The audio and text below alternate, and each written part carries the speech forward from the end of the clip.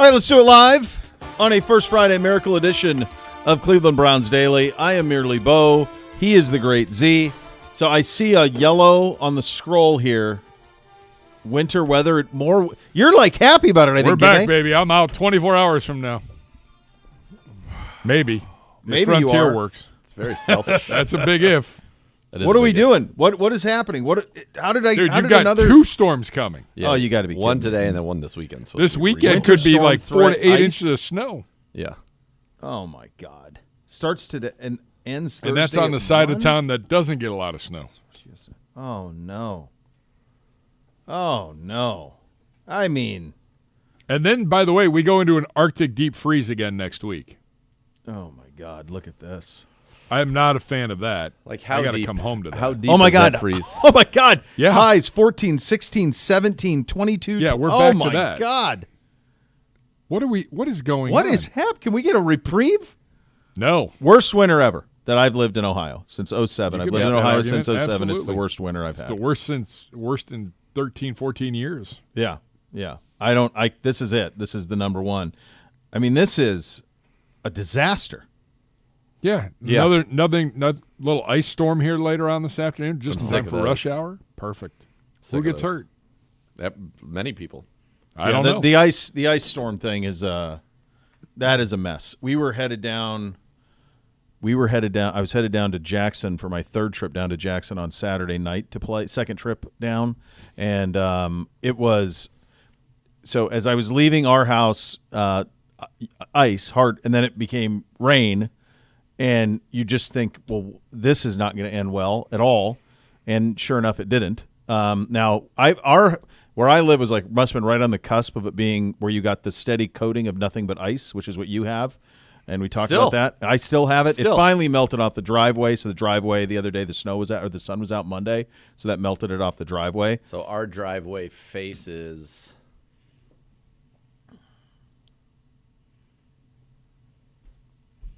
How's that going? I'm working it out. North.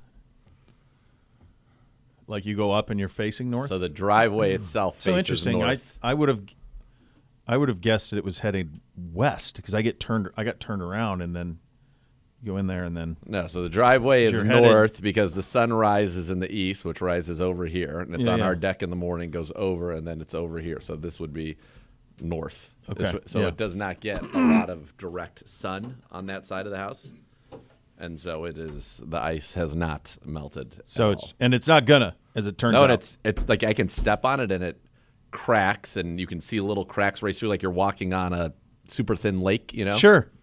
Yeah, it's nuts. By the way, I don't know if we said anything yesterday that got anybody's attention, but That was quiet. hopefully quiet day. maybe today we can. We do what we can. We do what we can Yeah, for the it's a people. brand new world for us. All of the things that we used to just say, we were texting behind the curtain. The three of us were texting, and it's like we used to say all stuff like we've been saying similar to what you said for about a month. But there is something about seeing it that changes it, and I've noticed Yeah. that in my morning activities as well.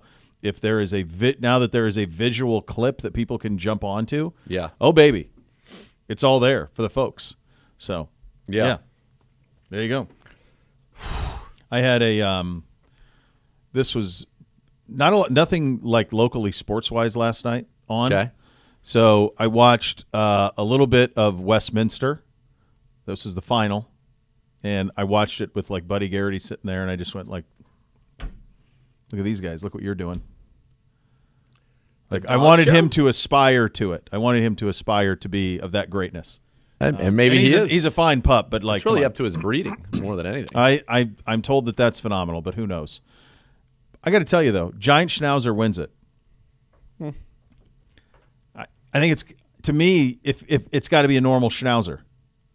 You can't give me some sort of Some monster. monster Schnauzer. Yep. Give me the normal Schnauzer. Give me just a pure schnauz. So while that was going on, I heard what sounded like a lot of water splashing on the hardwood floor on the main floor. Water and then indoors. oh, Not ideal. not. So I hear psh, then I hear my wife scream.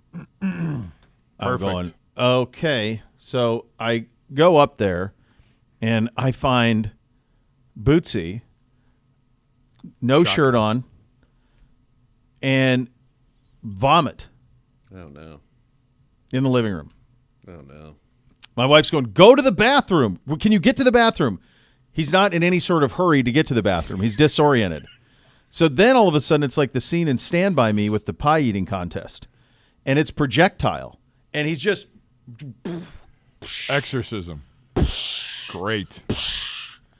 and so 3 separate pools of vomit on the main floor. He finally gets to the bathroom. So now I'm like, he's sick, but like I found myself being angry with him. Like, why were you just go to what are you doing? Get to a receptacle of some sort. He's just trying to live. He's survive, just trying to dude. get through He's it, but just it's trying like to survive. so I understand it that my anger towards him was not. tough. I was really Tough. it was manifesting the fact of who was going to have to clean it up. There's nothing more than anything worse else. than barfing. It was awful. Nothing. So all that happened. Then it occurred to me like I didn't even think twice about cleaning it up. Like it wasn't in a previous life before children. The hint of vomit would have made me sick. What do you do? You got No question. I don't even remember if it smelled last night. I can't even remember the smell. You just start cleaning it up. And you just become, as a parent, like a superhero in Yeah. some of these moments where you're impervious to other things Yeah. because who else is going to do it but you? Nobody. You're doing it. You got to do it. I just spray that with a little bit of lemon Lysol. And then you go to work.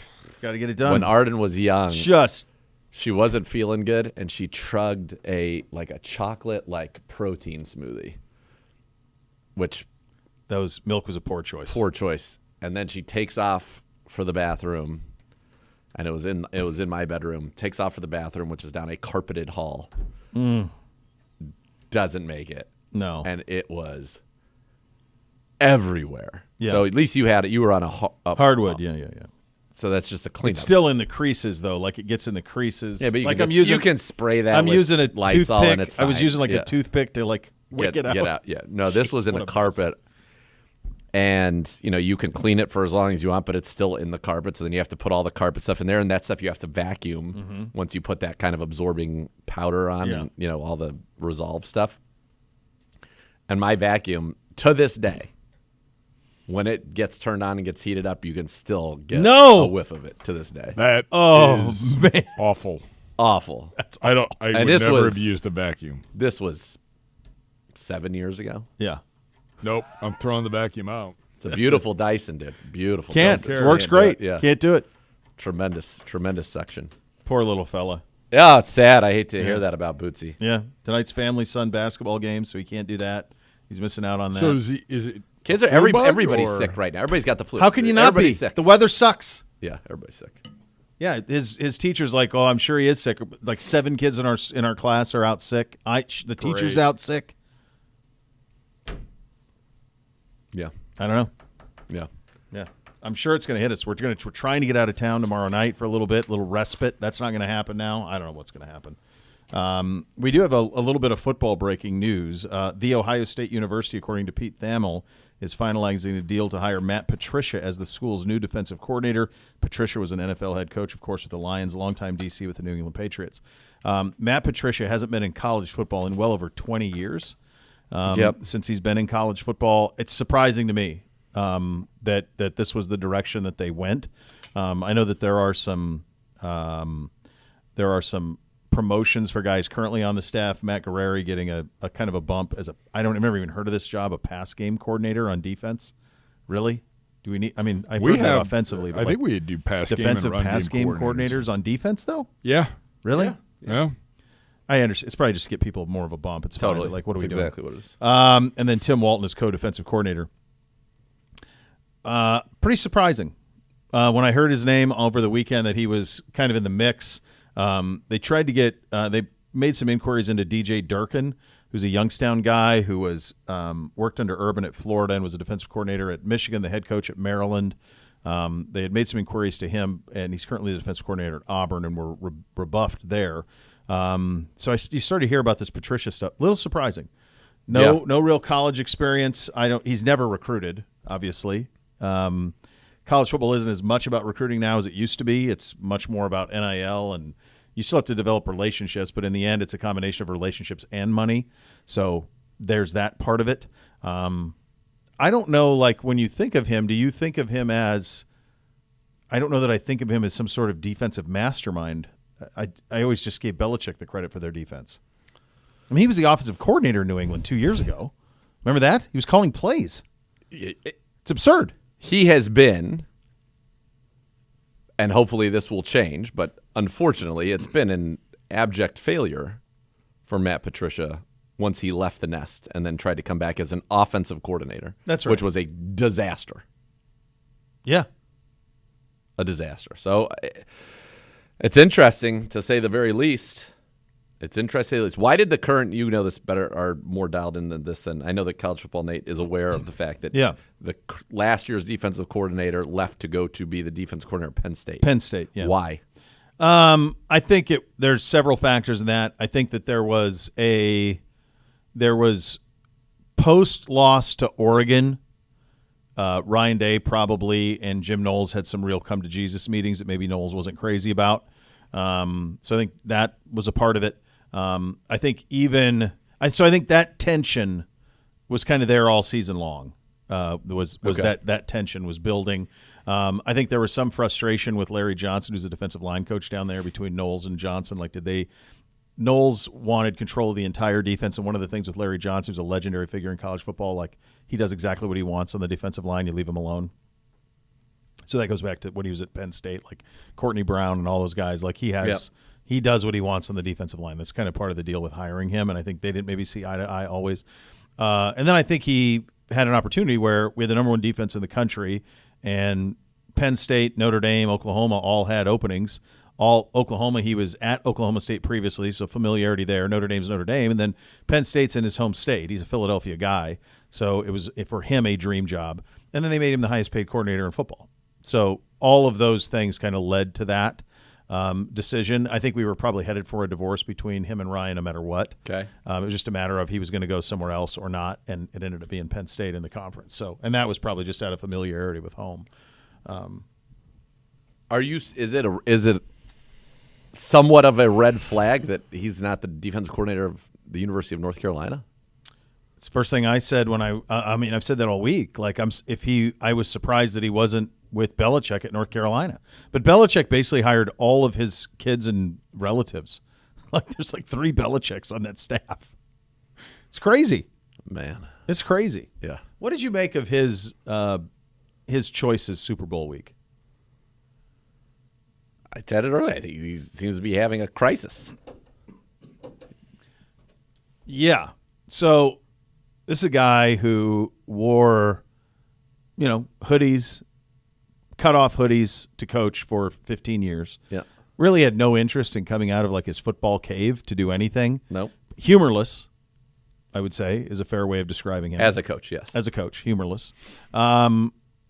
And it's funny, like, he was so humorless as a coach that when you do get a little from him, it goes a long ways. Totally. Like, so when he would show up on like the NFL 100 or whatever, and he would have like commentary like, "Oh wow, look at Belichick.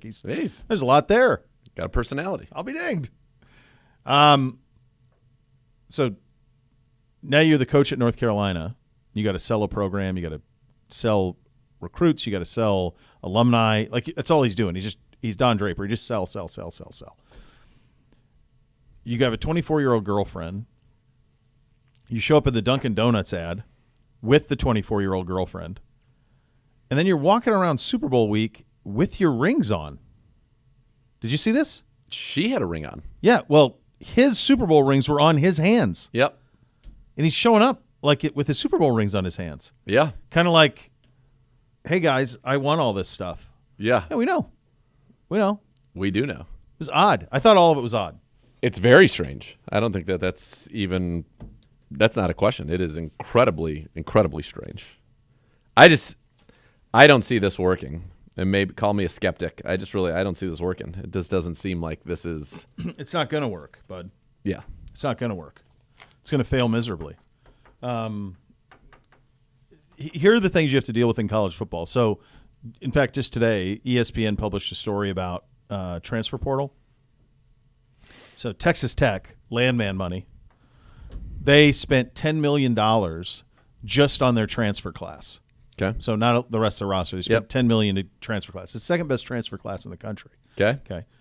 Unless somebody at the University of North Carolina, and by somebody I mean prominent boosters, people like Michael Jordan, and Yep. Michael's never gives his money to anybody. Yep. Like those type of people are going to have to give in order for him to get a roster. Otherwise, there's nothing. There's nothing on the portal. There's nothing in recruiting. How's he going to? You have to have the players. Yeah. And you have to be able to, so you have to schmooze. Like it's going to drive him nuts. All of it is. Yes, and it's not like the NFL where everybody's playing by the same set of rules. No. Well, not only that, not only is not everybody playing by the same set of rules, there's no enforcement of rules that do exist.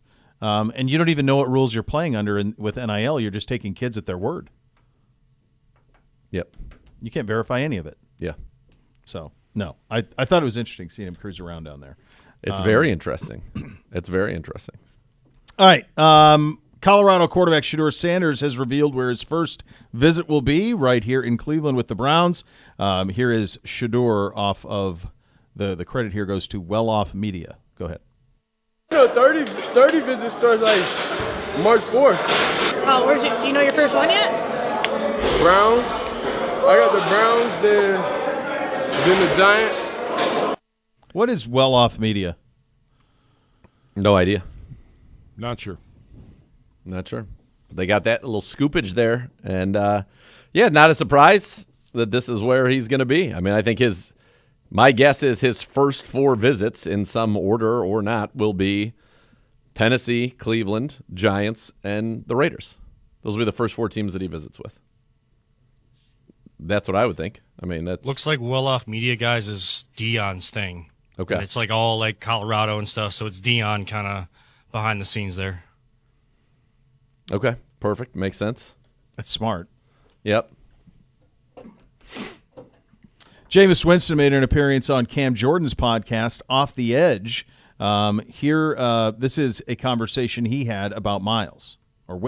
I had to ask Miles, bro, what? Tell me how you felt, because I was only there for 1 year. Right. And what I saw from the organization didn't seem like an organization that was deteriorating. Right. Now, I saw bad treatment of Deshaun Watson. I saw lack of execution from the offense. Mm-hmm. I saw me throwing away some games, But at the end of the day, I didn't see anything organizationally that showed them having a bad culture. So I just wanted to get the reflection from him. He was like, Jameis, you've never been 0-16. 0-16. You've never been. Not once, but like twice, I think. I think He the was head coach. 1-15 and 0-16. Right. How could somebody think that we went 0-16 twice? Come on. Come on. One time. Which is one way too many, to be fair. 131, nothing to be all that excited about, but come on. What are we talking about?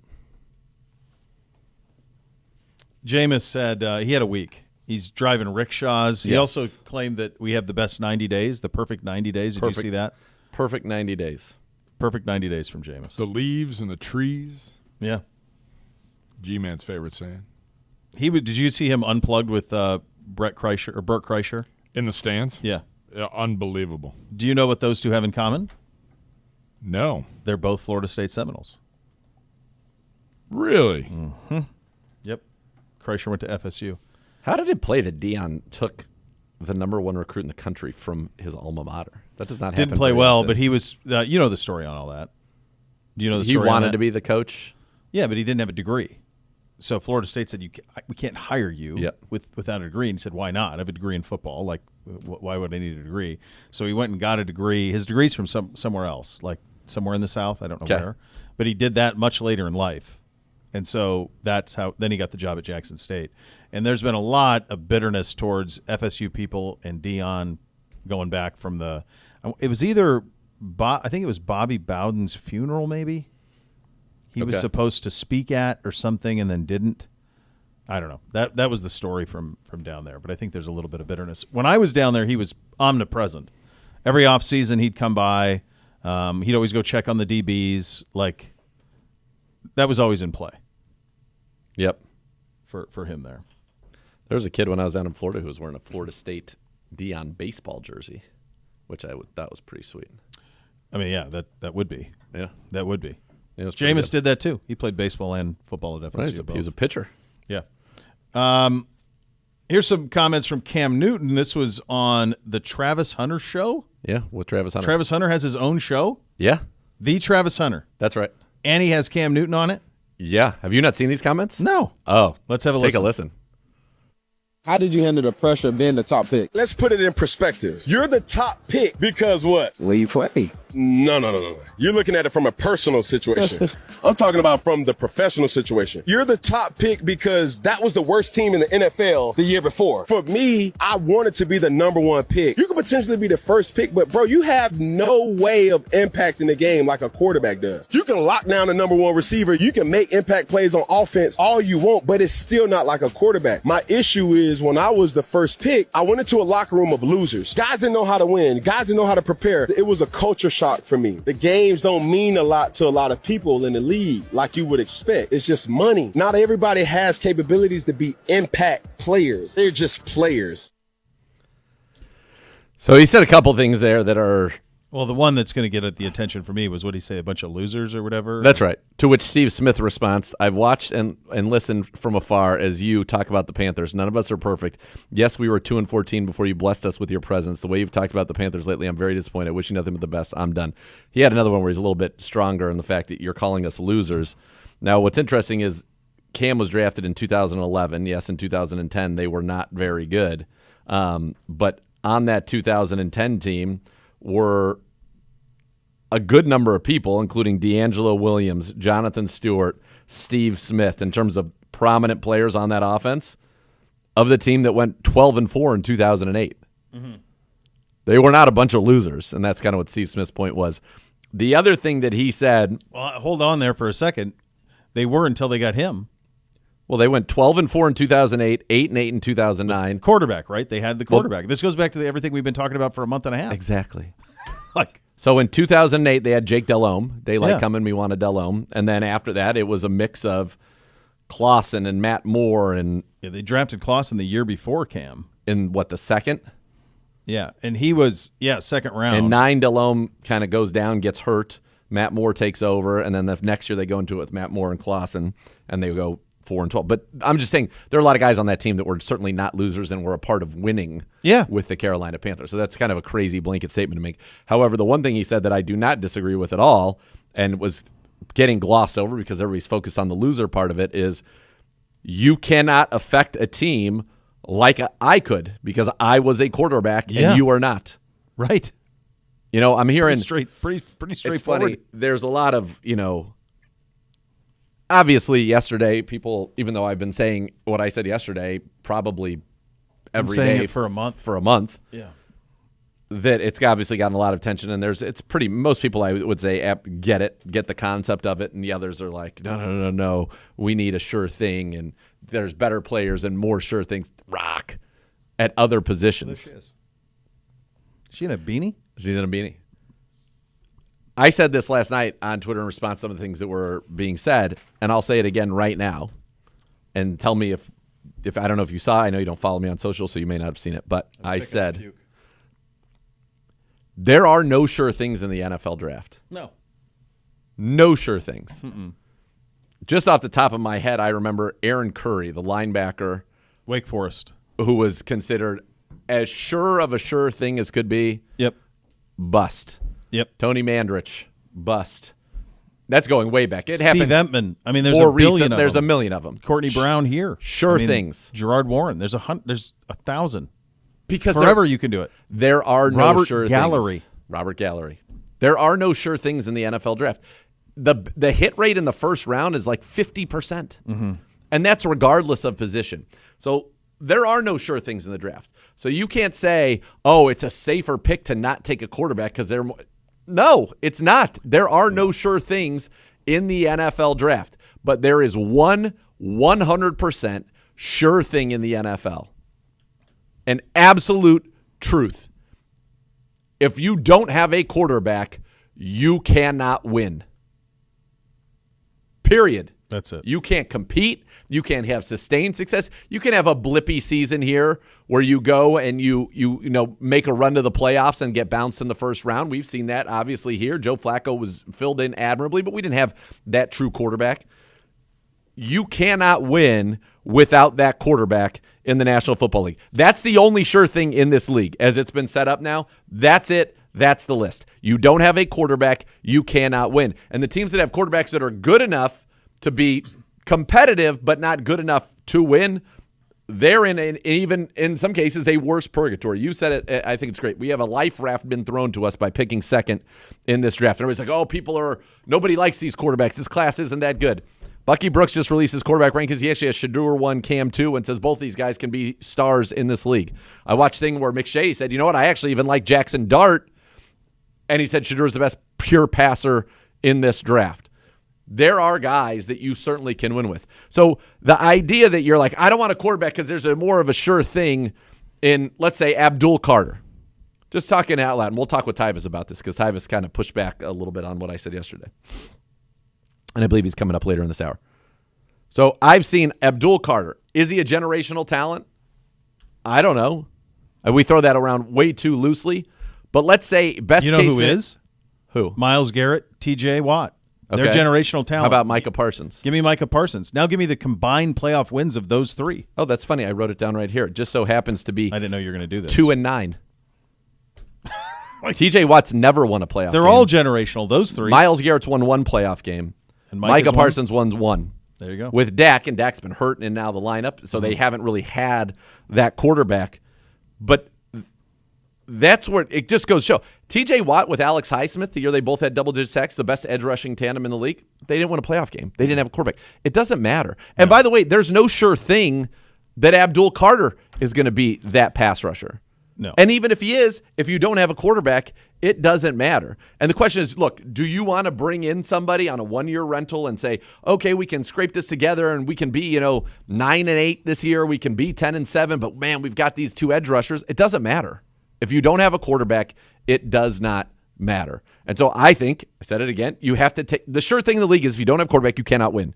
You've got an opportunity to take a quarterback here. You have an offensive staff. You have Kevin Stefanski, a two-time coach of the year. You have Tommy Rees now as your offensive coordinator who just got the best out of a quarterback prospect that's not in the top 3 in this draft class, maybe not even the top 4 in Jalen Milroe while he was at Alabama. So you've got people here that you think can help kind of turn the string around, not to mention Bill Musgrave. This other stuff is that's all nice. People are like, oh, the other one I heard yesterday. This was great.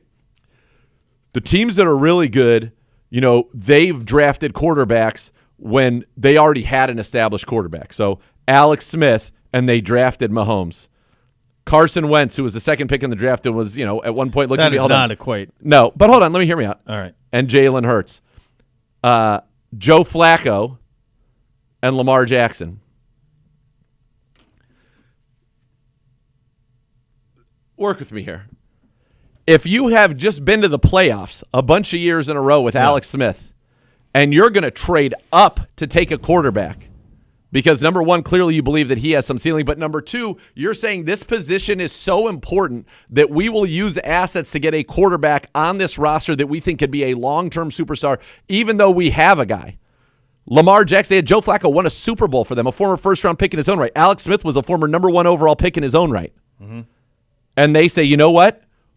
We're going to take Lamar Jackson because that position is so important. And the point is not necessarily with Carson Wentz, how good he was, but the point was they had a quarterback that they had invested in, and they still said, we're going to use an early pick, a second-round pick, on Jalen Hurts to get a quarterback. So those points should even drive home to you more how some of the organizations that have been successful in this league, how valuable they know that position is, that they will use the most valuable pick that they've got.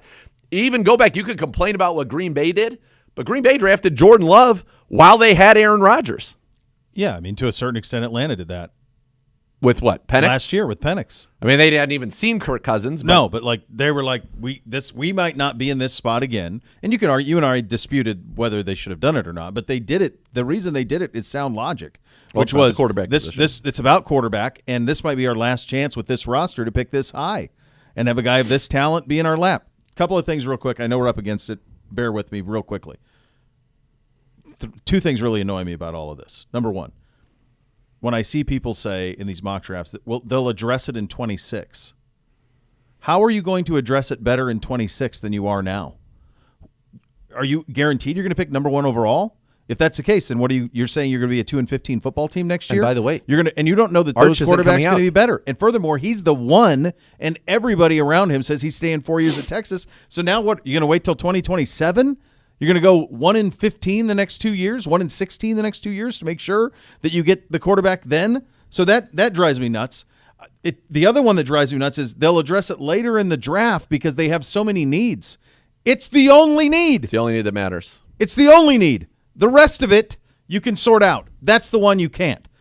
The other thing, and I think this goes back to why people want Abdul Carter, and maybe all those guys would be great. Organization may end up doing that. Who knows? This isn't scores. This is you and I. I think for Browns fans, there is, and it doesn't even make sense because I think it comes to that jersey. I think it comes all. There's an embarrassment to the quarterback position here since the return of the franchise, and they feel like it's a please don't hurt us too bad. Yes, sir, mate, we'll have our porridge situation. If we blow it on a defensive end, it kind of just disappears. If you blow it on a quarterback, you got to see it on that jersey. You got to be embarrassed about it. I don't care about any of that because this isn't the same as it used to be. You can pivot off of a quarterback in a couple of years if they miss. It happens all the time in the league. It's different now. It didn't take long for Tennessee to pivot out of Marcus Mariota. They pivoted to Ryan Tannehill. You can do it time and time again. The Redskins Commanders now have done it a bunch of times. Like, you keep drafting one until you get one. But I do think there's an embarrassment component to it where it's like, oh, my God, we don't want to be the ones who reach on a quarterback and then we're the butt of jokes. And the feeling is if you draft a defensive end or a corner or receiver and they don't pan out, it kind of just disappears. That's my theory. The Browns have picked since 1999. They have picked in the top 5, 1, 2, 3, 4, 5, 6, 7, 8, 9 times. In the top 5, they've taken 2 quarterbacks. They picked in the top 10, 1, 2, 3, 4, 5, 6, 7, 8, 9, 10, 11, 12, 13, 14 times, 15 times in the top 10. 15 times in the top 10. They've taken 2 quarterbacks in that time. You know how many quarterbacks they have passed on that have gone to other teams? Listen, you could argue Myles Garrett, there is no arguing what his career has been as a number 1 overall pick, but Patrick Mahomes was in that draft. Yep. Yeah, was. Yep. All right, those are your hot topics of the day presented by University Hospital's official healthcare partner of your Cleveland Browns. We'll go over there's a ton of these mock drafts out. We'll give you our theory on why they're going this way now and how it could change in a couple of weeks. Tyvis Powell in about 10-15 minutes from now. You listen to Cleveland Browns Daily on 850 ESPN Cleveland.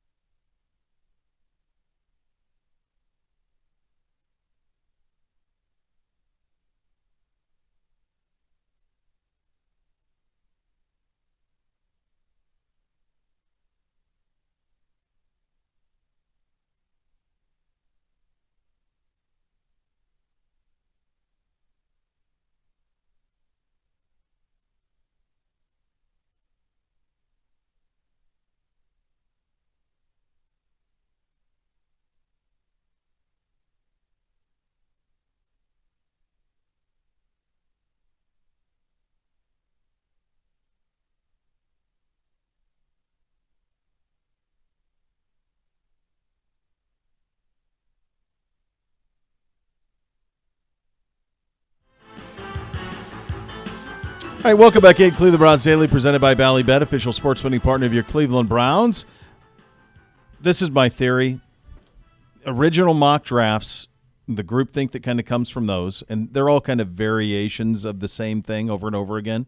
Then you go to the Combine, and you talk to the NFL for a week, and then you have different mock drafts. Yep, that's true. So this is the first run of them. So there's a bunch of them here. Chad Ryder, NFL.com, has us taking Travis Hunter. Cynthia Freeland has us Abdul Carter. Lance Zierlein has Abdul Carter. Eric Edholm has Travis Hunter. Bucky Brooks has Abdul Carter. Daniel Jeremiah, Travis Hunter. Just real quick on Zierlein, who I like a lot. He says when on the Titans taking Cam Ward, there are no generational talents in this draft, is his comment, and that's why he has them taking Cam Ward 1 overall. I think we're starting to throw that around too much, the Way generational too talent. much. Generation would mean our whole operation. Like, it can't just be the kid thinks like a generation's 5 years, but even so, fine. He's once every 5 years. 10 years. I think it's 10 at minimum. least. Yes. I feel like, don't you feel like generations are a decade? I think it's more than or that. more than that? Is it more like 20? Yeah, it's like 20 years? It should be 20 years. It's like the difference between you and your father and you and your kids. That's a generation, right? Yeah. So there sometimes can be a generation in between. Like, for example, how old's the G-Man? Is he in his early 20s? How old are you, G-Man? He's 22. Of course. Okay, so you and I could have fathered G-Man. Yes. We're old enough to have fathered him. Gibby's old enough to have fathered him. Maybe Gibby did. Who knows? We don't know. We can't say for sure that he didn't. So I think we can. I think we can say for sure that he did. But the point, there is a generation in between. Like, there's my kids are to me, my kids feel like 2 generations younger than me. I think that's fair. Is that fair? Because if someone's 30, that's a different. I could have fathered them too, but that's a different generation from my kids. All right, so let's go every 15. So years. I think it's every 15 is kind of it. So like 15 to 18. To me, the bar is that you have to be better than Myles Garrett to be called an generation as a prospect to be a generational pass rusher. Yes. By the way, and Myles had to be better than Reggie White. Well, I would argue, and you tell me if I'm wrong, but this is just college football Nate's recollection of it, that as a prospect going through the process, Jadeveon Clowney was the most highly touted guy there in a long, long time. He seemed like the surest of surest things. I mean, and he dominated his. The only thing about him was his last year at South Carolina was kind of underwhelming because he was kind of just going through the motions a little bit. Yeah, but he never. But he was on the short list. 3-time Pro Bowler, certainly been productive player, but never led the leg. And I don't even think he ever had a double-digit sack season. Still really good, but I'm saying he's had a very nice long career. He's been a great pro. There's no problem with taking him. But what you thought he was going to be, Mario Williams came to mind too. But even that was surprised because it was like, are they really not going to take Reggie Bush? Like they had a quarterback, and you're like, all right, are they not taking Reggie Bush number 1? But that's the other thing. Like, to me, when you talk about somebody as a generational, and I think you got that a little bit with Reggie Bush, you're talking about somebody that's got a chance to have been a Hall of Famer. Yeah. Reggie Bush was never even a Pro Bowler. No, and I think, I mean, that's a whole other conversation, but I think Reggie came into the league 10 years too early. Yeah, but he wasn't even Brian Westbrook. No, he wasn't. He got hurt early and just wasn't. He's a little, honestly, he's probably closer to, he's a little bit more efficient, but there's a little bit of Peter Warwick in Reggie Bush where it was like just dynamic in college, but did not have that same speed breakaway in the NFL. Right. Like Mario Williams, at least 4-time Pro Bowler, 1-time first-team All-Pro. He was legit, but I'm saying in terms of the level of dominance that was expected of those guys. No, not. So, yeah, you don't know. You don't know if any of these and the quarterbacks from last year will be generational. Jane Daniels off to a really nice start, but you don't know that. You don't know if he's going to be an all-timer 5 years from now. You have no idea. I would say 2 years ago, Bryce Young was the consensus number 1, had an awful rookie season, but like right now going into year 3, even though he's benched in the middle of year 2, you feel in Carolina, I would feel pretty good about it. I thought he really kind of developed. Stabilized. Yeah, absolutely. And his style and the way that some of the things that he does, we'll get into comps, and we can do that one day where we go through and like give like player comps or whatever.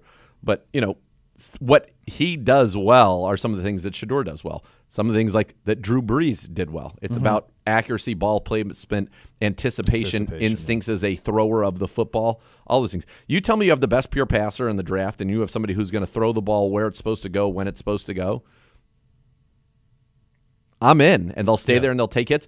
I think one thing that makes Shador a very hard evaluation for people out there, and I'm sure that everybody who's given me an absolute he cannot play has probably watched all 22 film and broken it down. Really studied it. I'm sure that they've really been Watched dialed into Colorado that, so I football. appreciate that. The hard evaluation with him is that line is so bad that, he does have to escape and extend plays and do all of those things a lot. But what I try to watch when it actually is blocked up, when it's in structure, in rhythm, and say, okay, so you come here, more often than not, you're hopefully going to be in structure and rhythm. Guess what? You've got great experience if you're not, but he is incredibly accurate in those situations. They also were, at best, disinterested in running the football. Well, it was teeing off on him for 4 quarters every game. It was send him. Yep. Because of that offensive line. So the only people that have us taking quarterback, Nate Tice and Charles McDonald out of Yahoo have us taking Cam Ward, and then Tim with Cleveland.com has us taking Shador. So good job out of you, Tim. There you go. There we go. Everybody else, it's Abdul Carter or Travis Hunter. So Bucky has us taking Abdul Carter, and Bucky actually has Shador 1 to the Titans.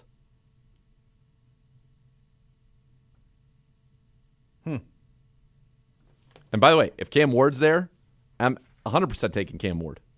Yeah, I get. Yeah, 100%. I think you and I have made it abundantly clear. Yeah. How unfortunate, but we're not. We don't know. We're just two dudes doing the radio show, buddy. That's all we are. Right. Tyvis is going to join us coming up next. You'll listen to Cleveland Browns Daily, presented by Ballybet, official sports betting partner of your Cleveland Browns on 850 ESPN Cleveland.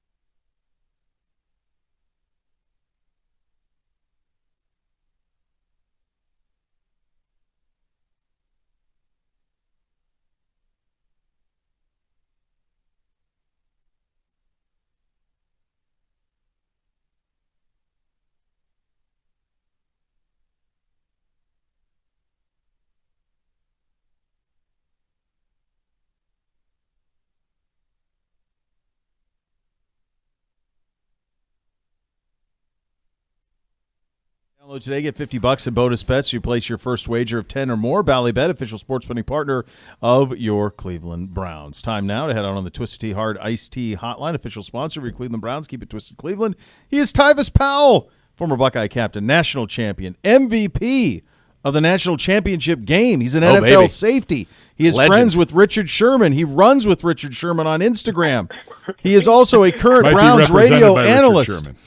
He does stuff with us here. I hear him in the mornings in Central Ohio. I mean, he's on in the afternoon. What aren't you doing? You're everywhere. Everywhere. I'm trying to. The next thing is I'm trying to audition to be the Gatorade person. I want to fill up the Gatorade cooler, walk the dog, and paint the back porch. That's what's left to do. All right. Z and I have been having this conversation for the better part of a month about number 2 and what to do with it. There was a little bit of a video that went a little bit wild yesterday from a comments on our show that Z was making about Tyvis even about the commented idea of the draft, and then you commented on it, which is the genesis of, other than just loving to talking to you, this is what we're doing here today. So you want to take umbrage with great umbrage with some of the comments that were made here yesterday on the program? Well, I'm just saying, it was. I understand where y'all are coming from. Like, I 100% get that. But I don't want it to be. I act like it's the end all be all. Like the fact that yes, you do need a quarterback to be successful in this league. But the fact that y'all act like if this is the part that y'all feel like it has to be at number 2. No, it don't. No, it don't. If the experts if they feel like the guys ain't worth number 2, and they feel like that guy might slip and be there in the second round, then they absolutely can take a quarterback in the second round. The thing is, if the experts are saying, which I put in quotation marks, the experts are saying that this quarterback class is not that good. The last time they said that was, Kenny Pickett's year, and that turned out to be true. So, with that being said, if you don't have a guy that you 100% feel like can be your franchise quarterback, no, you don't overdo it at 2. You can take somebody, you take the talent, draft the talent at 2, and then take the quarterback in the second round. Because he's not going to be, none of them is franchise guys anyways. So you might as well take a guy in the second round and then go with that guy for this year. And he's probably not going to do that well. Then you can get you one next year, and you can continue to draft and draft and draft like you want to do. I don't think you have to waste the number 2 pick on a guy if you don't feel like he's worth the number 2 pick. That's just what my whole thought process about the whole thing. So I would be fine if the Browns decided to take Abdul Carter or Travis Hunter with the second pick and then decided to get a quarterback in the second round. That's fine. There's nothing wrong with that. But this whole notion that the Browns people think the fan base is scarred and scared for the Browns to take a quarterback. I don't think that's the case. I think they're scared to take it at number 2 because of what they hear about these quarterbacks in this draft. And that's all I was just trying to explain to y'all. That's all. So a few things. One, I definitely think people are scared to take a quarterback early in this draft. The Browns have picked in the top 10 14 times since 1999. They've taken exactly 2 quarterbacks in that span. That is probably why we're still talking about this at this point right now, because this is a team that has not gotten that position right in a quarter of a century. And part of it is they haven't taken quarterbacks. They've taken other people while Ben Roethlisberger was drafted after they picked players. There are a lot of things that have gone on in these drafts where there were opportunities. I think the opportunity cost of passing on a quarterback, and I'd also say this, the Kenny Pickett draft, and you correct me if I'm wrong, I don't remember anybody having him go in the top 10. No, Any quarterbacks in the top 10. Every single mock draft you have has both of these quarterbacks gone by 6. Every single one of them. Cam Ward pretty much goes 1 to 3 in every single mock draft.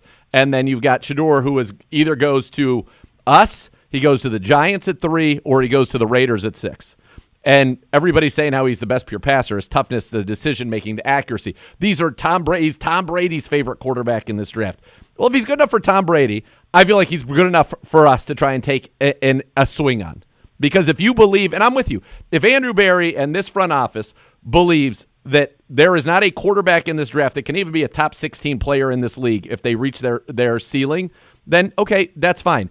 I don't see how they could believe that. This is just me saying it from watching both Cam Ward and Shador, watching the All-22, breaking down their games, breaking down their tapes, taking copious notes, which I have done. And I would imagine that that quote-unquote experts talk about. A lot of them do that.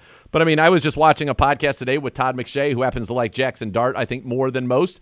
But he said Shedeur Sanders is the best pure passer in this draft. He has instincts. He has things that you can't coach. Talked about Cam Ward's talent. Both of them can be Pro Bowl performers. If you have a quarterback that you think can be on that level, you got to take a shot on him, is all I'm saying. The worst thing for the Browns would be not to take Shedeur Sanders and have him bust out. The worst thing for the Browns would be not to take Shedeur or Cam Ward and then have them change the fortunes of another franchise. Like we've had, Tyvis, you'd agree, we've had the best left tackle, and since I've been here with the Browns, the best left tackle in the history of professional football. We have had the best edge rusher in the NFL and probably a top 5 one of all time. We've had the best running back in the league for a 4-year span, and we've had a top 5 cornerback in the league in Denzel Ward. And what have we done? Nothing. Why? We don't have a quarterback. We made two playoff appearances. This is what I would say. I don't disagree with you. I agree with the fact that if you feel like Shedeur, because I'm with you, Ambo. I like Shedeur. I don't know why everybody says is out on Shedeur either. I mean, the fact that because his dad, the guy is exactly like he's been around the sport his entire life. So I love that about him, and I think he'll be fine. And I think he makes a good point where he says everywhere I've been, I've changed what that program was. Jackson State wasn't that great. He went there, was very successful there. He went to Colorado. They weren't great. They became successful there. So, it's perfect for what the Browns need. You need a guy that can change what the franchise has been. So I'm not saying that. I'm justifying the fact that why people are saying they're good with taking Abdul Carter at 2 or Travis Hunter at 2 because they feel like if they can still get a quarterback if they do it in the second round. They can still get a good one because there's decent ones that's still going to be left in the second round. That's all I'm saying. I'm not here to say where the Browns are going to go. I'm not putting my foot down on they got a 100% draft for Shedeur, 1,000%. I'm not in that camp. I'm 30. I'll be 31 on Sunday. So when you turn 30, God bless you. Y'all, just a young. We're old, man. We've seen a lot more. Quite some time. We've seen a lot more. We've seen a lot more sadness. God, this guy's out here getting carded to buy. Well, you buy wine for your wife. You don't drink, but you buy wine for your wife. You're getting carded. Yeah, and that's your life. Yeah, that's not our life. I mean, come on. What are we talking about here? Would you also say though that everything that you just said though, you said draft one in the second round and then you got to draft it again. The only chance you have to get, and it's not even absolute, to draft the quarterback that you want is at 2. That's the best chance because you don't know what Tennessee's going to do. So you might not even get to draft that. You might not. They may draft the guy that you want, that you favor. So you have that one shot. The thing that bugs me, and I think Z talked about this yesterday. I talked about it about a half hour ago. I think that it's less risk. You're less vulnerable as a Browns fan if you draft a defensive end or a corner and they fall on their face. We don't talk as much about those positional busts the way you talk about quarterback positional busts. We've got a jersey with every quarterback walk, that's played here. All of those factors, I think that there's this thing of if Abdul Carter, we draft him and everybody said he's generational, then everybody was wrong and we were wrong too, but we weren't on our own. And I think the one thing that is frustrating is this notion that there's a big reach to Shedeur or Cam. Everybody has him in the top 20. Mel Kiper has him 3rd and 4th overall. Jeremiah's got him in the top 15. He's got them both in the top 15. So it's not like we're saying, hey, man, we got to take Dylan Gabriel too because he's the best. He's the best of the quarterbacks that are out there. Let's take Jackson Dart number 2. That's not what we're saying. We're saying there's 2 quarterbacks who are universally viewed as first rounders, top 15 across the board, and in some cases top 5. How's it a reach to take him at 2? It's not. Well, I don't think anybody's saying that it's I don't know what the comments are saying. I can't speak for the comments. It's not a reach to take Shedeur. Listen, I tweeted out yesterday, if the Browns have one of these 3 guys named at the second pick, I'm good with it. If it's Cam Ward, Shedeur Sanders, or Abdul Carter, I'm good with it. Those are 3. If you're going to pick at 2, those are the 3. Not a fan of the trade back scenario, but I understand why people want to do that. If you're talking about this whole rebuild process and you got to get all these assets and get these picks for Miles and all, I understand why people would say that. But it'll ultimately come back to the fact that, yes, you still want to get your franchise guy. So I'm not saying that it's a reach to get Shedeur. That would be fine. I don't think anybody's concerned with that. It's just the fact that if he's not the guy, then you just wasted the number 2 pick. That's what people going to think, to where they think Abdul Carter is a can't-miss prospect. But I think that's where people are. If he bombs, it's a wasted pick too. Right. It's a wasted pick. There are no sure things. Would you agree with this? There are no sure things in the NFL draft. None. But there is one sure thing in the National Football League. You think there are sure things in the draft? Wait a minute. Yes. When Quentin Nelson came out, it was a sure thing that this guy was going to be an all-pro guy. 1,000. Wasn't Robert Gallery a sure thing? And he does. Just because you got a negative for everybody. It's because there are no sure things. It's 50-50. What about Aaron Curry was supposed to be the best linebacker prospect there had been in years? Gets drafted what, top 5? Top 6 by the Seahawks? The beloved Seahawks. Bust. There are busts in every position. Guys who don't live up to what anybody thought they were going to be at every single position. What I will say, Nathan, this is the part that people are skipping, is that you know how everybody listens to the draft experts about the fact that this quarterback class is not that loaded? Well, the experts it only takes one. Say that the experts say now that this is a great edge rusher running back class. So even if you did, that's where I'm like, okay, so if you don't get Abdul Carter, chances are in the second round, you still got a chance to get according to Dane Brugler, he couldn't even rank all the top. He didn't want to be D-line heavy in the top 100, but it's so many D-linemen out there. So we're like, all right, if you don't take Abdul Carter with number 2, you can still get a really good pass rusher in the second round if that's the thing that you're looking for. So, like I said, I see it both ways. As you guys know, I'm Team Switzerland. I love everybody. I respect everybody's opinion. There's no wrong answer in this business. All right, let me do something real quick. Yeah, you listen to 850 ESPN, Cleveland, WKNR, a good Karma brand station. What do you want? You did BTN all year. You and I talk college football all season long. Do you think Abdul Carter is that much better than Jack Sawyer or JT Tuimoloau? I think just from an athletic standpoint. He's very bendy. Obviously, you've seen him in the last closing game against Notre Dame is the one that stands out where he just absolutely destroyed things. And don't get me wrong, Jack Sawyer has a motor. I just don't know if he's the athlete that Abdul Carter is. Now, Jack Sawyer's going to go on and have a great NFL career. He's going to be very good. He's going to have a high motor. He's going to be relentless in his pursuit.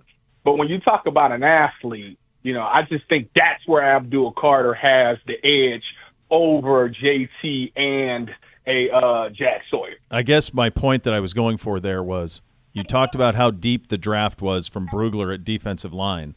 The gap from Abdul Carter to JT and Jack, who most people consider early second-round picks, to me is not nearly as big as the gap between, let's say, Shedeur Sanders and Quinn Ewers, or whoever's going to be a third-round quarterback. If to your point, if defensive line is so deep that there's all sorts of talent all the way down the board, take one of them in the second round and take the quarterback at 2. Yeah, I don't. Bo, like I said, there's no wrong answer into this. There is a wrong answer. I think you have to let. I think so too. Well, the wrong answer absolutely is the trading down thing. But that I'm not even gonna go there. I'm not even gonna start there. I just think that you got to let this whole thing play out. I got to see. I'm not a big combine guy. I'm more of a tape watcher to understand because the game of football is played like that. So I need to watch more tape to see, who these guys are. How do they fit in your system? Y'all going back to the Kevin Stefanski system. How do they get players that fit into that scheme? Get players that's difference makers. Stop falling in love with the combine numbers and all that. That's nice. That's cute. All of that is great. But at the end of the day, when I turn this tape on, I'm not about to go get a guy that specializes in the 3-4 and we run a 4-3. Like that makes sense to me. So we need to make sure that we hitting on that type of stuff. And then the last thing, this is the one thing that really bothers me. Make sure this guy loves the game and very passionate about this game of football. Stop getting guys that's here for a check. that's not going to save or change anything. And you can tell when a guy is here for the money because once they get paid, they fade away. So make sure you get a guy that once you pay them, they still going to be that same guy coming in working their butt off. Like that's how you change it. It's a cultural thing. You know, so many times it's so cool to just get some money and just, all right, I made it. You know, I can take care of my family, so now I'm good. Like, I done made the goal. No, get the guy that want to be a Hall of Famer. Get the guy that want to be great. I want to be the best to ever do this. That's the mindset of the athlete that you need for this team, if you want to change this franchise around. All right, Tyvis, I got two questions for you. One, you said you like to watch. Have you watched Shedeur or Cam yet? I watched, you know what, I did some YouTube stuff, so I've seen some highlights on there. I have seen some games. I actually watched Cam when he played Virginia Tech earlier this year, and that was a really good game. If you remember how that one ended very wildly. So I was locked in for that game. I like both of them. I think both of them have some things that they got to get coached out of. You know, when I look at Cam Ward, his game reminds me a lot of like Caleb Williams, not off the simple fact that he skips the good play to try to make the great play. Yes, 100%. I saw the same thing.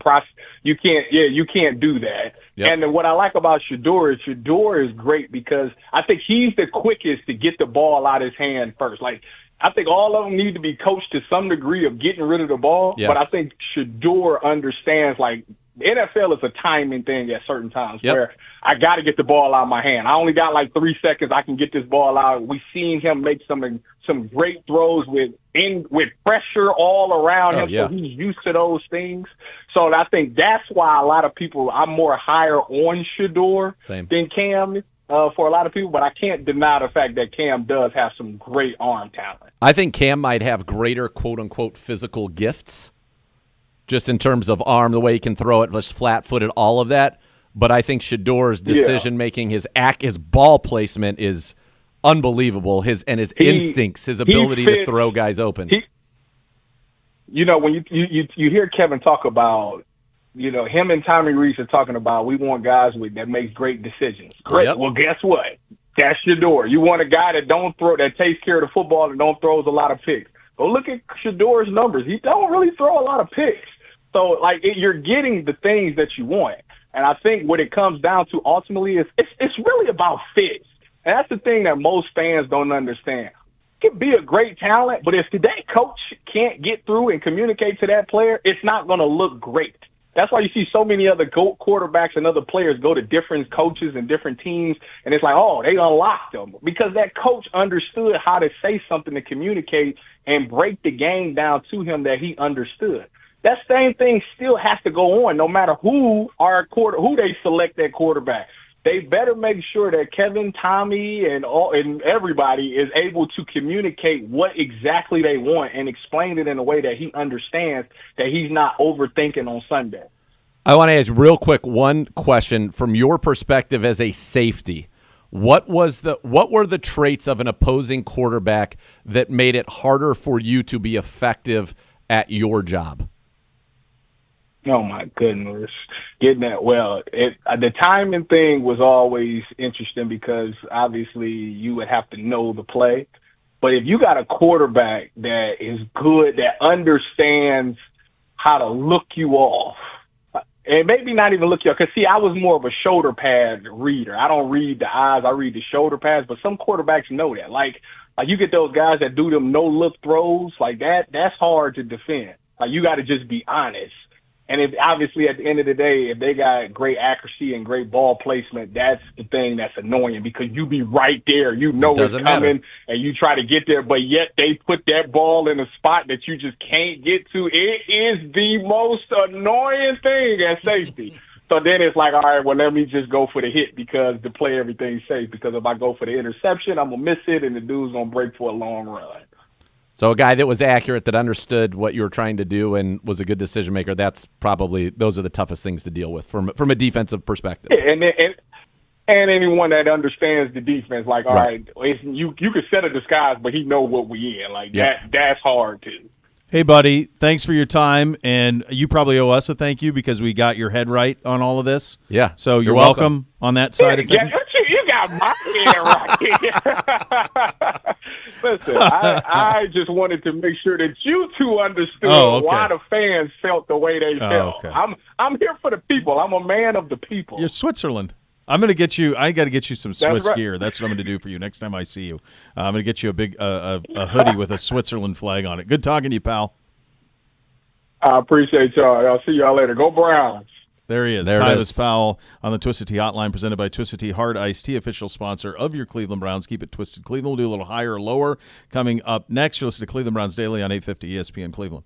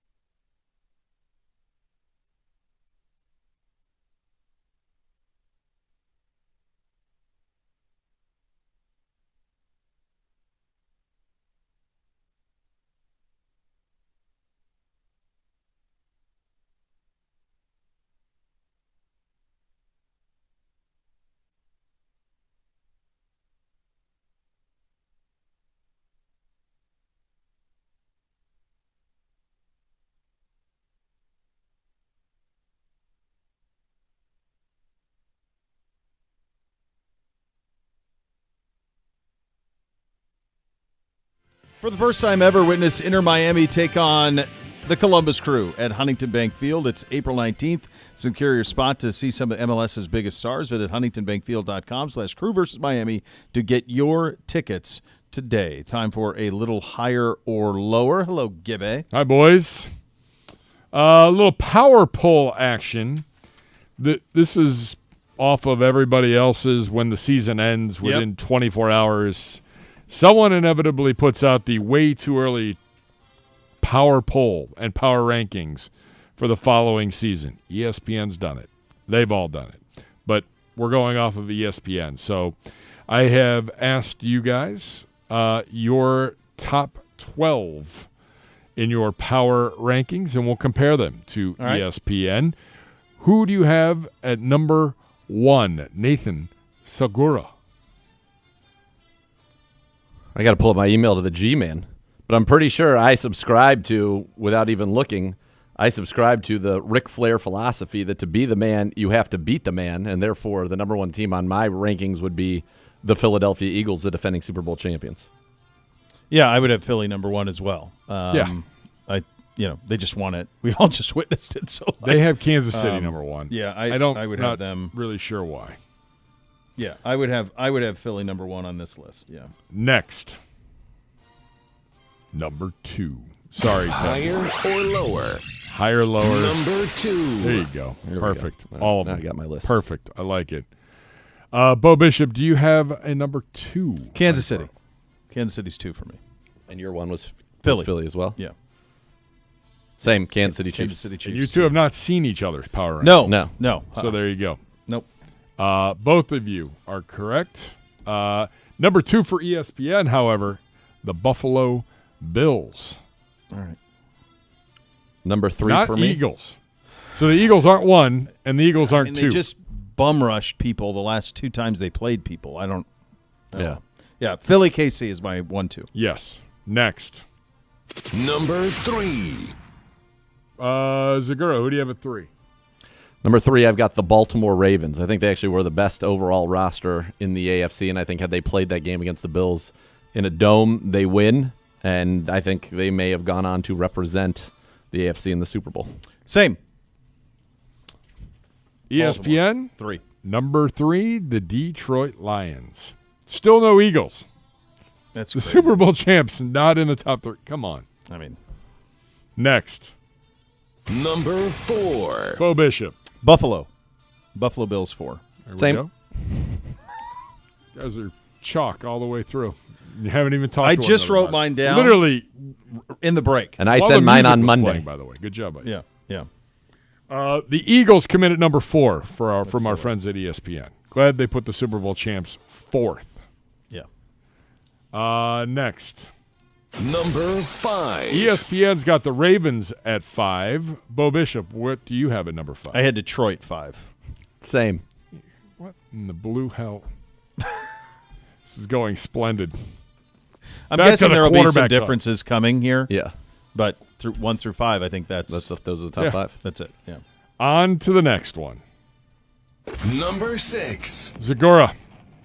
Oh, my God. I've got the San Francisco 49ers. Get the hell out of here. Great coach. They were so decimated by injuries last year. That's not likely to happen Debo again. wants out. Still a good roster. They got between Ayuk and Pearsall and Jawan Jennings, they're plenty good at receiver. You've still got Kill. You've got McCaffrey. You've got Purdy. You've got an excellent defense. I think the Niners are a big bounce-back team. I actually had the Niners 8, so in the vicinity. Yeah, they weren't even in the – They weren't on their top 12. I had them 8 on mine.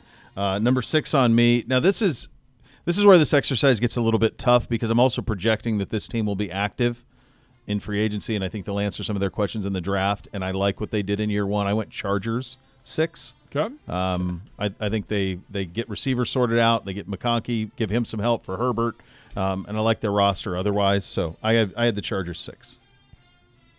Zagura, you had the Chargers at number 11. Yes. The Chargers are 8th in the ESPN poll. ESPN at number 6 had the Commies. Okay. Next.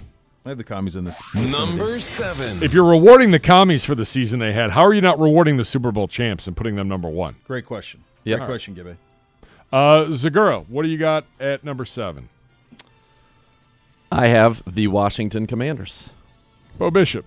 I have the Commies at 9. I have the Packers at 7.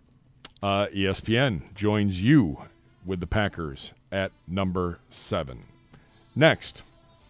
Number 8. Number 8 in ESPN's power rankings, the Los Angeles Chargers. I went San Francisco here, yeah. Nathan, what'd you go with? Number 8, Yeah. the Cincinnati Bengals. Joe Burrow. I think they have I have them 10th on my list. I think they have the most difficult offseason in the National Football League ahead of them. I think it's the most high-pressure, tightrope, thread-a-needle offseason of any team in the league. Yes. Your franchise quarterback at every opportunity is coming out and saying, you better sign all these guys. Your ownership does not have a history of doing that. Financially, I don't even think it's possible. I don't know what world Joe's living in that they could keep all of them. They're not going to be able to keep all of them. You have Jamar Chase going to want upwards of 40.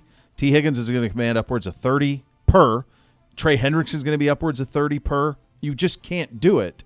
And yet, if you don't, then what? And the quarterback's already not happy. Massive. I think their offseason is crazy. I think it's the most high pressure in the league. Massive. Next. Number 9. ESPN had the Bengals at number 9. Zagura, who'd you have at number 9? The Green Bay Packers, Bo which Bishop? was Bo's number 7. Yeah. And you have watched it. We had those inverted. Inverted. But so far we have you have not said a team that I don't have, and I think vice versa. But that could change here at the end. No. Next. Number 10. Bo Bishop. I have the Texans 10. Same. The Texans are number 11 in ESPN's power rankings. The Vikings come in at number 10. Houston's got. I mean, it didn't. They won a playoff game. Didn't they win a playoff game this year? Yeah. Yeah, they won a playoff each of the last 2 years. Won their division. Won a playoff game. And the more and more I read about what was going on down there from a protection standpoint and the lack of trust that CJ had with Slowick, and they missed Nico for a lot of the season. They get him back, get healthy. They have nice young players. I like that Houston operation. Next. Number 11. We don't have one. Charger, that you're good. After I said that, Kev, I'm like, I know it only goes up to 10. The Chargers are at 11 for Zagura. This is where I have the Chargers, yep. The Texans are 11, and Bo, who do you have? I had the Bengals 11. And I just think I don't know what they're going to be. I mean, we talk about If they our keep offseason. some of them, going to be interesting. The Bengals. Yeah. I don't think they're going to be could. That Jermaine Burton, they drafted him to replace Higgins, but they didn't trust him at all this year. So well, he's had some serious issues. Yeah, but you want to know who will be fascinating at the podium? Zach Taylor in 2 weeks at the NFL. How is he going to Combine. respond to firing Lou Anarumo? I mean, and the choices that I don't know. I think they have Burrow, so if they can get most of this stuff done, they can be in the mix. And nobody would have wanted to play him because of him. And again, that goes back to the quarterback question. But number 12 is the Los Angeles Rams for ESPN. Bo Bishop, who do you have? I had Ramit. All right. Zagura, final one. Camera? You're calling for a camera? He's calling for a camera. Zagura wants a camera. Zagura wants a camera. This camera over here. There he is. The Cleveland Browns. With their rookie quarterback. Oh, baby. Back to the playoffs. Number 12. All right. That's higher or lower. All right, we're doing we'll continue our tour around the AFC. We'll do the Miami Dolphins, an interesting offseason for them, to say the least. Armando Salguero, our good buddy, going to join us coming up next. You listen to Cleveland Browns Daily on 850 ESPN Cleveland.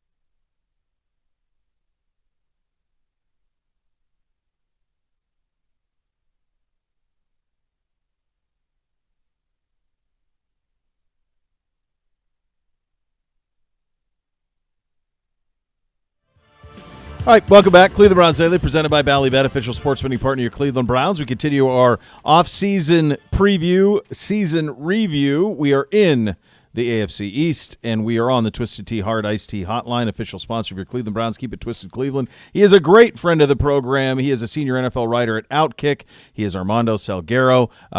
Just because it's been I hate to even do this because I know it's going to be so great down there. What's your weather situation right now? What are you dealing with?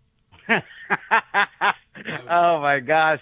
Right now you're a glutton for punishment. Yeah. So right now it's like 76, 77 degrees. A little overcast. Oh. There is probably we're a little sun protected by the clouds. There is a trough coming in. No, I'm kidding. Wait, hey, real quick. You said that you were protected from the. I believe you used the word sun. I have 3 sons, but what is the other definition of sun? Because we haven't seen that in 2 months.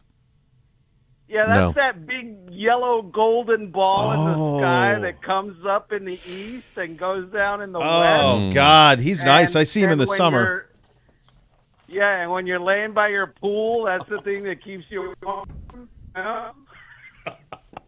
Well done, buddy. Hey, great talking to you. If you go back to, I had the Dolphins as a playoff team this year. I had them as a contender in the AFC East. Obviously, that did not work out. If you could go back, what of this did you foresee, if anything, in terms of everything that happened this year down with the Dolphins? Only one thing, and then everything else was kind of surprising.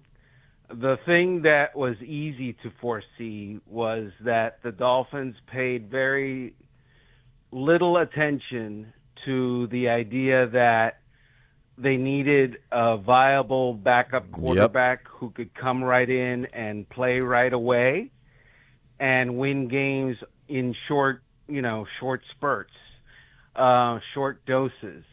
They didn't have that.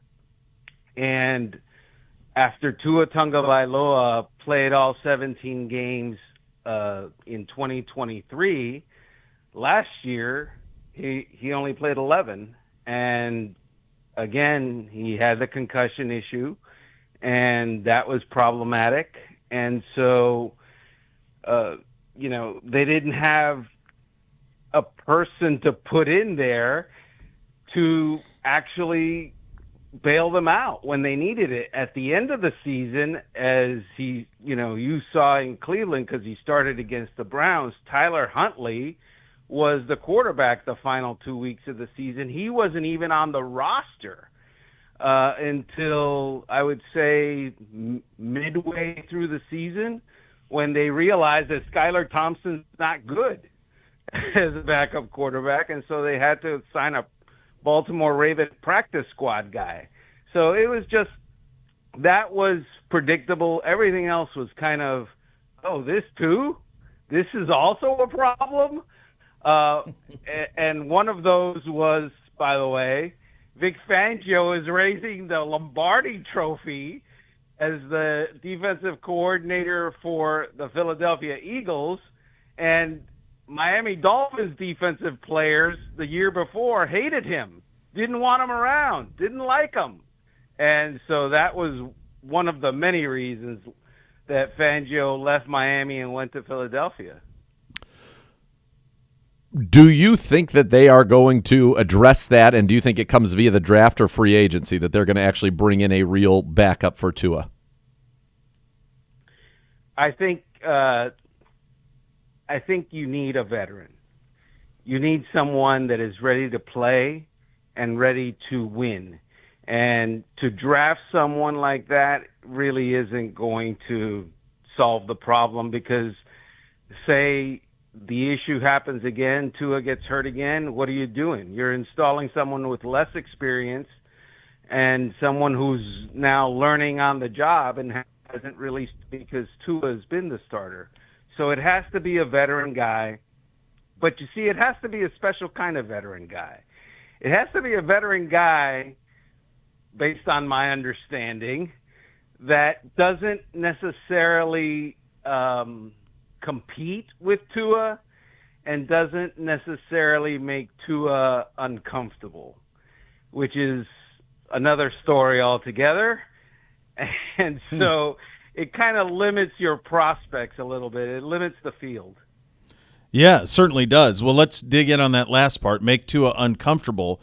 How can that be a concern at this stage in his career?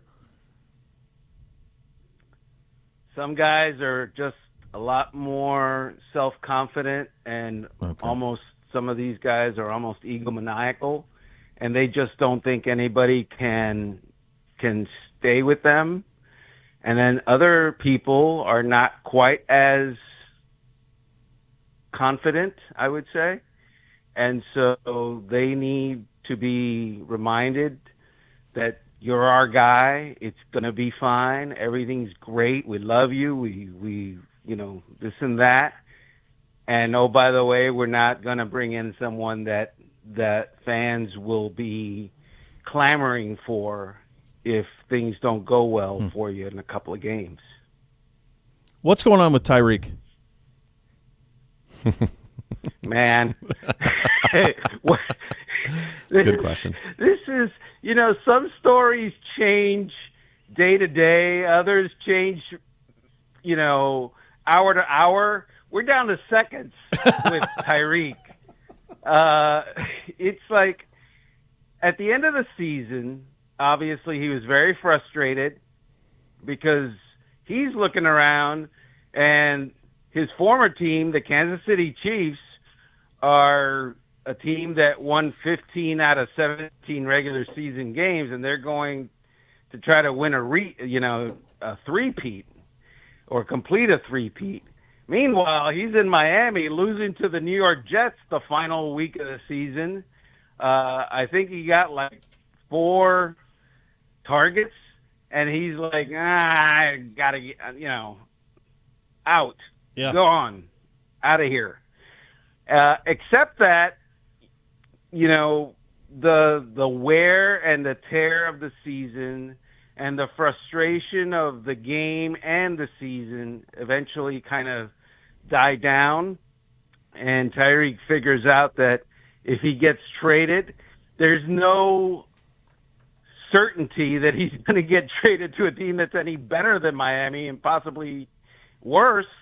Number one. Number two, it's hard to make that trade. Number three, it's not going to be Kansas City. And so I think he's thought better of it. He spoke with his agent, Drew Rosenhaus, who walked him off the ledge and before he jumped.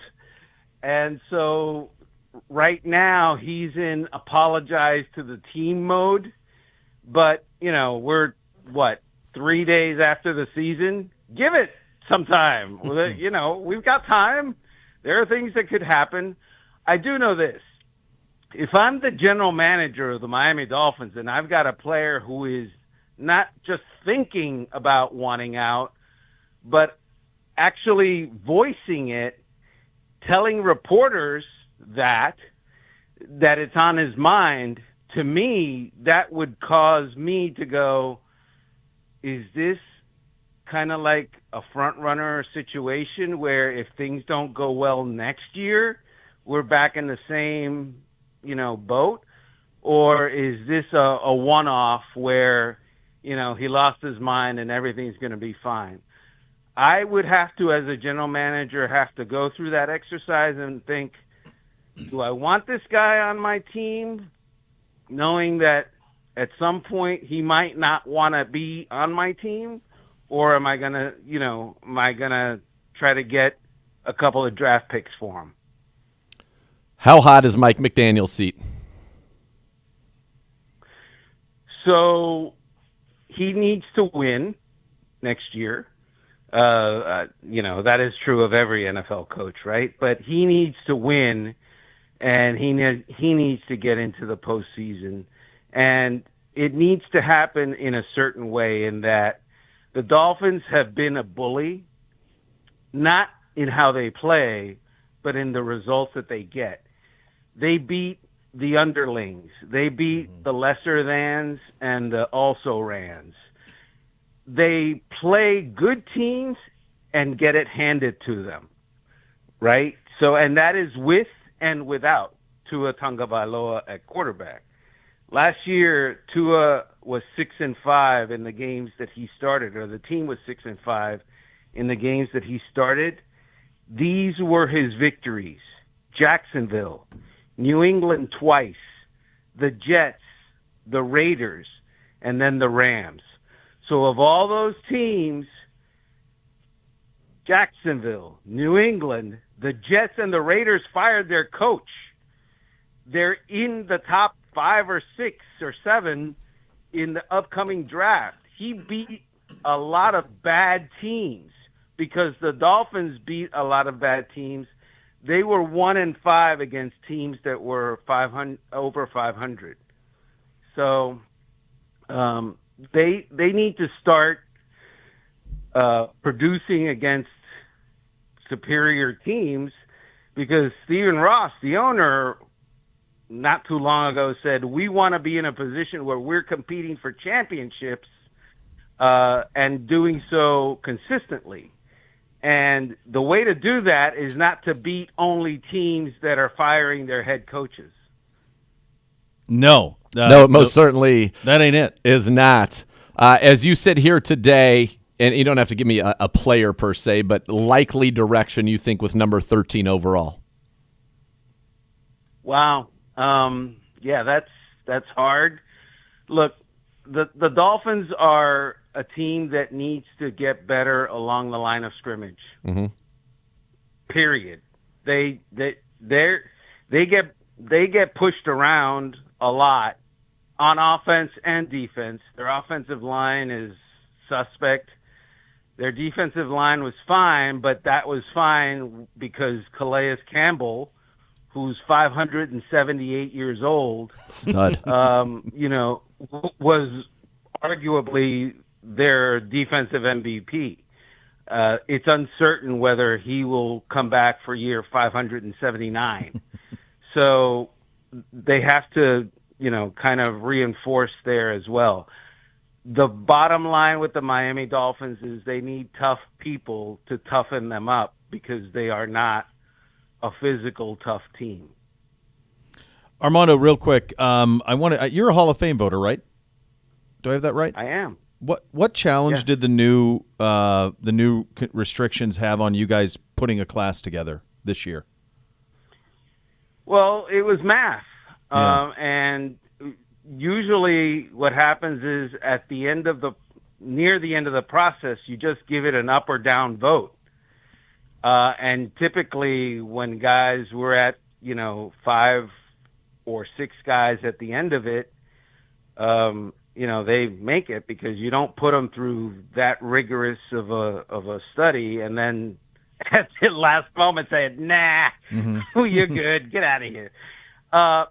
So generally that produced classes of 6, 7 guys. But this year we didn't have a yes or a no vote. It was 80% throughout, and obviously not a lot of guys got 80% of the vote. Yeah. Yeah, it's interesting. What was the one that we were surprised with? Keekly? Also, it Keekly was surprising. I think. It kind of hurt the cause when they had Jim Tyrer in there, and he had some issues after his career, and then there was a split on.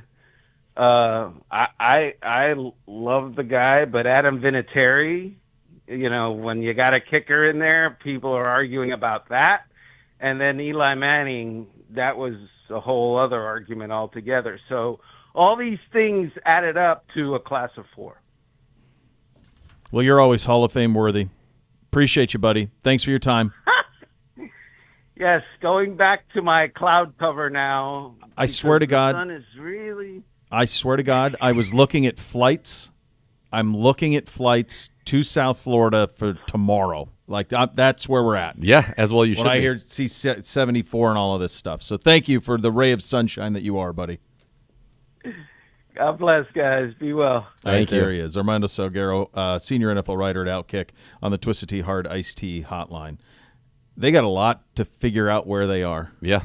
Yeah. I mean, just across the board. It's tough right now in this.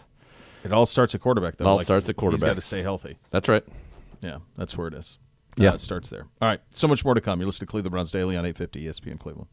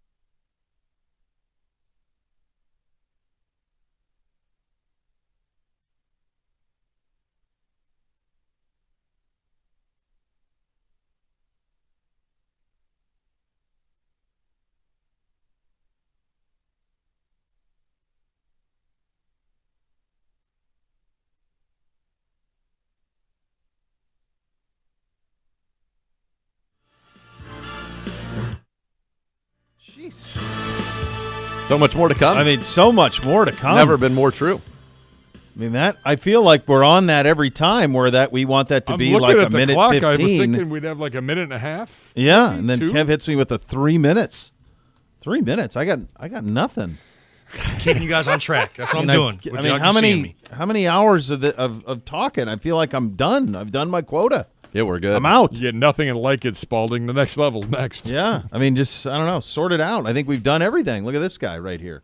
Everything that you need. Be careful driving home tonight, getting home tonight. I see it's snowing out there. It's already started. I see it's snowing out there. There's some kind of precip. It's 31 degrees, which means it's the worst stretch, dude. Stuff's freezing. This is the worst stretch of winter that we've had since I've lived in Ohio. 2 minutes. I feel very confident about that 2 minutes. statement. Arnold's like, you got another hour. Keep going. I'm out of ideas. Oh, you're good. Just you're good. doing my job, I'll guys. go real quick. Anthony Go ahead, Davis Big still D going to it. miss Go a ahead. lot of Go time, ahead. by the way. Great trade. I implore you All right. to watch Severance And the push. Some people have said, the first couple episodes are a little slow. Stick with it. The finale of season 1 was one of the most riveting episodes of television I have ever seen in my life. And I'm not trying. That's not hyperbole. Okay. I literally. This is not a joke. We watch. The way Don't we give have, me anything. I'm here, not going to tell you anything I know about the show. sometimes you get so excited No, that you give me a little nothing. thing, and then I know something's coming. No, nothing. Yeah. So be very careful. Normally, we sit and we have our couch has actually a reclining love seat in it. Yeah. So we sit in that together in our sofa. So I'm always reclined. For the last 20 minutes of this, unreclined and was sitting on the edge of the seats like this. Not kidding. That's how people watch the YouTube stream on this show. When now. you say same exact pose. literally on the edge of your seat, quite literally. Literally, I had goosebumps just thinking about it. It was queued up last night, and then we had Puke-a-thon. So we were coming. It was coming. The first shows you kind of be like, "What is going on?" No, it's good. People made it. Enough smart people have told me it's great. Like I'll. I was nominated for 14 Emmys. 30. Yeah, 30. Yeah. So I'm good with. And by the way, the best part is the people who actually watched the finale in real time. Yeah. Had to wait over 2 years to find out what's coming. What's coming? In the meantime, I can run it. I'm going to watch it You're tonight. Gonna watch it tonight. You're going to run it right into it, and I can't wait. All right, next level's next. Be safe out there, kids. Cleveland Browns Daily, 850 ESPN Cleveland.